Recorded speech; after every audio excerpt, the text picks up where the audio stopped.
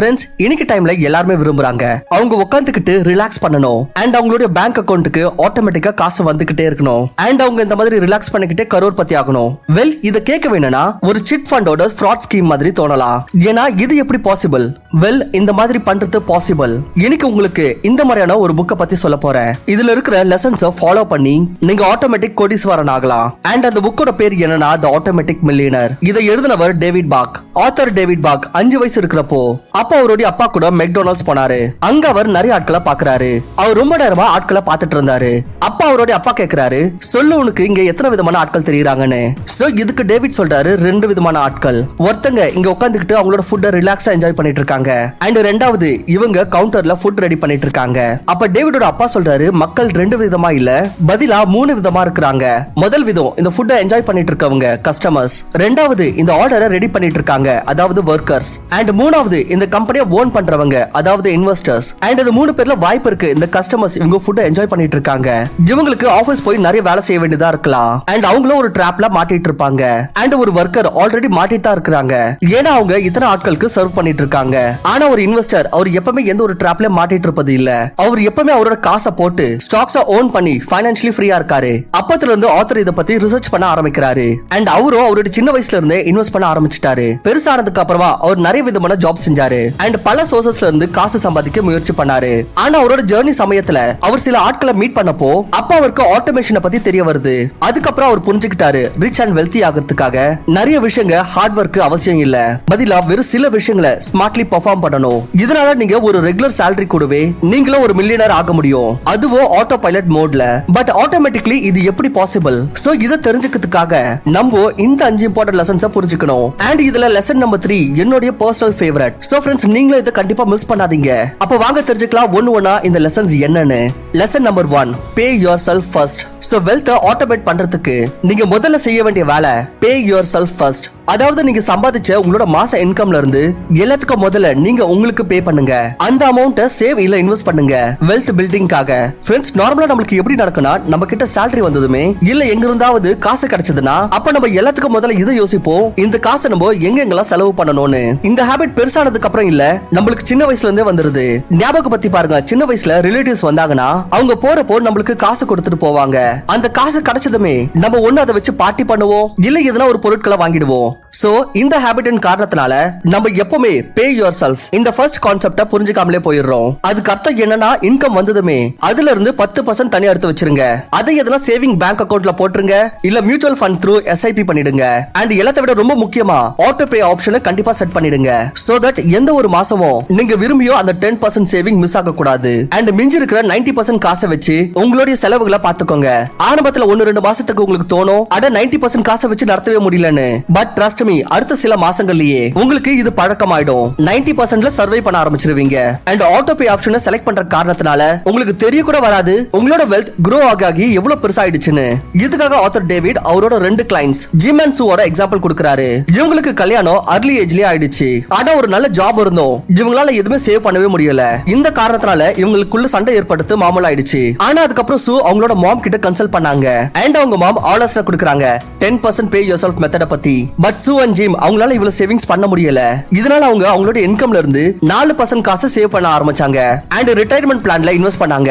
And மெதுவா இந்த percentage increase பண்ண ஆரம்பிச்சாங்க. அண்ட் ஒரு பாயிண்ட்க்கு அப்புறம் அவங்க 15% வரைக்கும் சேவ் பண்ணிட்டு இருந்தாங்க. இதனால கல்யாணத்துக்கு வெறும் சில வருஷத்துக்கு பிறகு அதுவும் வெறும் அவங்களோட சாலரியோட இன்கம் வச்சு ஜிம் அண்ட் சூ மில்லியனர் ஆயிட்டாங்க. அடுத்தது வந்து lesson number 2, the Latte factor. So wealth automate பண்ற இந்த ரேஸ்ல சோ அடுத்த நிதி நான் உங்களுக்கு புரிய வைக்கிறது என்னன்னா, அதுதான் the Latte factor. Yes, latte, காஃபியோட லாட்டி. சோ ஃப்ரெண்ட்ஸ், இமேஜின் பண்ணிக்கோங்க, இதுதான் மிஸ்டர் ராஜமௌலி. அண்ட் மிஸ்டர் ராஜமௌலியோட டே ஆரம்பிக்கிறதே இல்ல அவர் ஒரு லாட்டி காஃபி குடிக்காத வரைக்கும். சோ தினம் காலையில அவர் வேலைக்கு போகிறதுக்கு முன்னாடி அவருக்கு பக்கத்துல இருக்கிற காஃபி ஹவுஸ்ல இருந்து 150 ரூபாய்க்கு காஃபி வாங்கிட்டு அதுக்கப்புறம் போவாரு. இப்ப நம்மளோட ஆத்தர் டேவிட் பாக் சொல்றாரு, இந்த 150 ரூபாவை லாட்டில செலவு பண்றதுக்கு பதிலா நீங்க இதை இன்வெஸ்ட் பண்ணுங்க, ரிச் ஆகுங்க.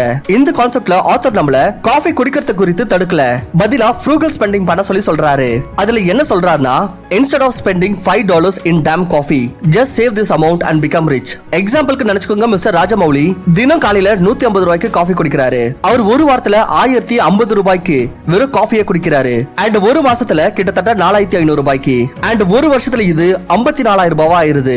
54000 ரூபாய் வெறும் காஃபி குடிக்கிறதுலயே. இப்ப நினைச்சு பாருங்க, ராஜமௌலி காஃபி ஹவுஸ்ல இருந்து காஃபி வாங்காம அவரே சொந்தமா வீட்ல காஃபி போட்டு குடிச்சாருன்னா அப்ப அவர் எவ்வளவு காசு சேமிக்கலாம். சோ இங்க ஆத்தர் சொல்றாரு, அப்படி நீங்க உங்களோட ஸ்பெண்டிங் சரியா மேனேஜ் பண்ணீங்கன்னா அண்ட் unnecessary ஐட்டம்ஸ் இக்னோர் பண்ணீங்கன்னா அப்ப நீங்க ரொம்ப நல்ல அமௌண்ட் சேவ் பண்ண முடியும். சோ இதுக்காக தான் எப்ப செலவு பண்றப்போ இந்த லாட்டி ஃபேக்டரை ஞாபகம் வச்சுக்கோங்க. அண்ட் அடிக்டிவான விஷயங்களை எவ்வளவு அவாய்ட் பண்ண முடியுமோ அவாய்ட் பண்ணுங்க.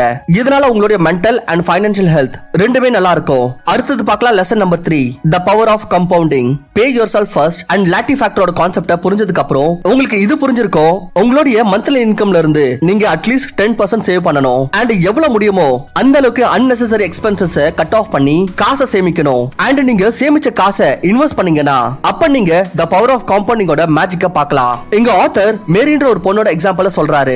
இவங்களோட வயசு வேற 22 தான். 22 வயசுலயே அவங்க ஒவ்வொரு மாசமும் $100 சேவ் பண்ணி இன்வெஸ்ட் பண்ண ஆரம்பிச்சாங்க.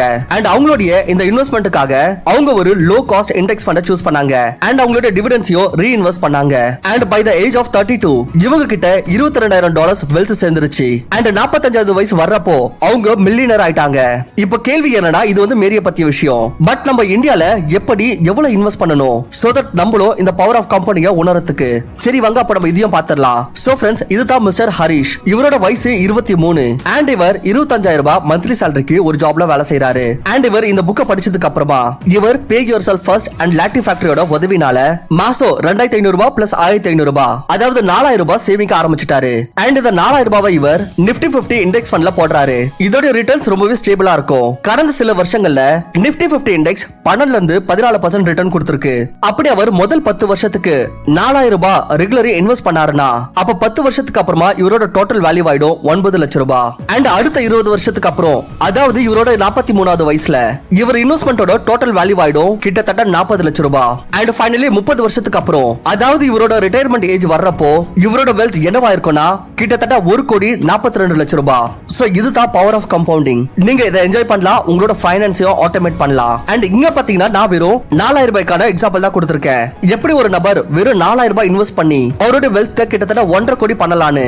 சோ இதே போலயே நம்மளும் சின்ன சின்ன ஸ்பெண்டிங் எல்லாம் கவனிச்சுக்கணும். நம்ம எங்க எவ்வளவு செலவு பண்றோம்னு கவனிக்கணும். அண்ட் இன்னொரு விஷயம், உங்களோட இன்வெஸ்ட்மெண்ட் ஸ்டார்ட் பண்றதுக்கு முதல் ஸ்டெப்பா நீங்க ஒரு டிமேட் அக்கவுண்ட் ஓபன் பண்ணணும். சோ இப்பவே டிஸ்கிரிப்ஷன்ல கொடுத்திருக்க லிங்கை கிளிக் பண்ணி உங்களோட ஃப்ரீ டிமேட் அக்கவுண்ட் ஓபன் பண்ணுங்க.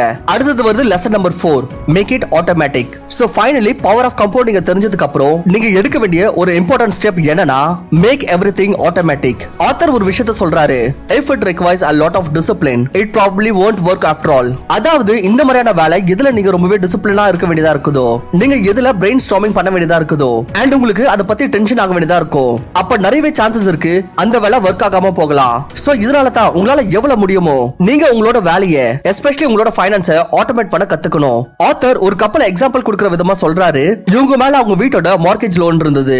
இந்த கப்பல் அவங்களோட லோனை தீர்க்கிறதுக்காக ஆட்டோபேயோட ஆப்ஷனை செலக்ட் பண்ணாங்க. இதனால ஒவ்வொரு மாசம் ஆரம்பத்திலயும் அந்த அமௌண்ட் அவங்களோட அக்கவுண்ட்ல இருந்து டிடெக்ட் ஆகி போயிடும். இதனால அவங்க எந்த ஒரு ஹார்ட் ஒர்க்கும் டிசிப்ளின் இல்லாம அவங்க இந்த வேலையை செஞ்சு முடிச்சிட்டாங்க. அண்ட் சில வருஷத்துக்கு அப்புறமா இந்த லோன் கம்ப்ளீட்டா ஆயிடுச்சு. அண்ட் இது அவங்களுக்கு தெரிய கூட வரல. வெல் இதே போல தான் ஜிம் அண்ட் ஷூவோ இந்த வேலை செஞ்சாங்க. ஸ்டார்டிங்ல சேவிங் பண்றதுக்கு விடனா ரொம்பவே டிசிப்ளின் அண்ட் மோட்டிவேஷன் தேவைப்படும். இதனால அவங்க சேவிங் பண்ண முடியாம போறப்போ அப்ப அவங்களோட மோட்டிவேஷன் டவுன் ஆயிருது. அண்ட் சில மாசம் அவங்களால எதுவுமே சேவ் பண்ண முடியாம கூட போனது. இதனால அவங்க பேங்க் கிட்ட சொல்லி ஆட்டோ டெபிட் ஆப்ஷனை செலக்ட் பண்ணாங்க. அண்ட் ஒவ்வொரு மாசமும் வெறும் 4% காசு இன்வெஸ்ட் பண்ணாங்க.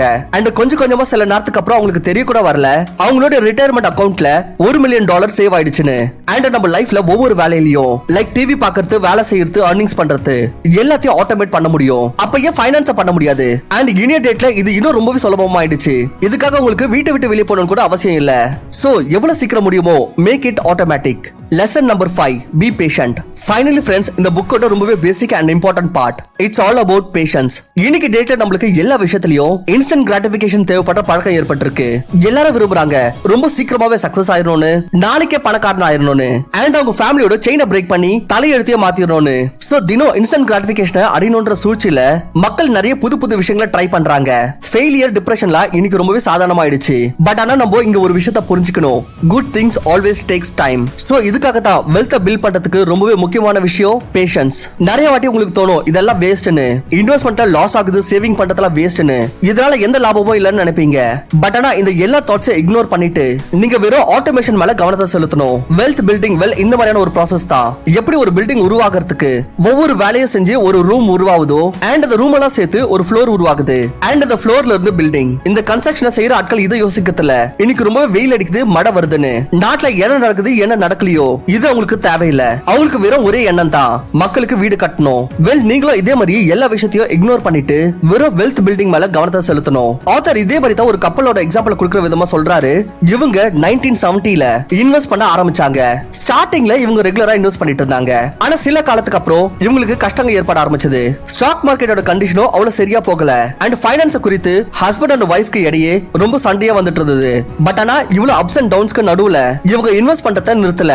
கொஞ்சம் கொஞ்சமா இவங்களோட வெல்த் இன்க்ரீஸ் ஆக ஆரம்பிச்சது. And by the time retirement இவங்க கிட்ட $2 மில்லியன் சேர்ந்துருச்சு. சோ ஆட்டோமேட்டிக் மில்லியனர் ஆகிறதுக்கு ஒரே வழி தான், உங்களோட இன்கம் சரியா பட்ஜெட் பண்ணுங்க, மேனேஜ் பண்ணுங்க, அண்ட் இன்வெஸ்ட் பண்ணுங்க, அண்ட் ஃபைனான்ஷியலி ஒரு ஸ்டேபிளான ஃபியூச்சரை கிரியேட் பண்ணுங்க. And remember, always use the automation and B a automatic millionaire. Friends, இந்த வீடியோ உங்களுக்கு யூஸ்ஃபுல்லா இருந்துச்சுன்னு தோணுச்சுனா மட்டும் இந்த வீடியோக்கு லைக் பண்ணுங்க. அண்ட் இந்த மாதிரி இன்னும் அமேசிங் வீடியோஸை பார்க்க நம்மளோட சேனலை சப்ஸ்கிரைப் பண்ணிட்டு இந்த வீடியோவை உங்களோட ஃப்ரெண்ட்ஸ் அண்ட் ஃபேமிலி மெம்பர்ஸ்க்கு கண்டிப்பா ஷேர் பண்ணுங்க, சோ தட் அவங்களும் இதை பத்தி தெரிஞ்சுப்பாங்க. தேங்க்ஸ் ஃபார் வாட்சிங். நான் உங்களை இன்னொரு நல்ல வீடியோல சந்திக்கிறேன். அண்ட் இன்னொரு விஷயம், உங்களோட இன்வெஸ்ட்மெண்ட்டை ஸ்டார்ட் பண்றதுக்கு முதல் ஸ்டெப்பா நீங்க ஒரு டிமேட் அக்கவுண்ட் ஓபன் பண்ணணும். சோ இப்பவே டிஸ்கிரிப்ஷன்ல கொடுத்திருக்க லிங்கை கிளிக் பண்ணி உங்களோட ஃப்ரீ டிமேட் அக்கவுண்ட்டை ஓபன் பண்ணுங்க.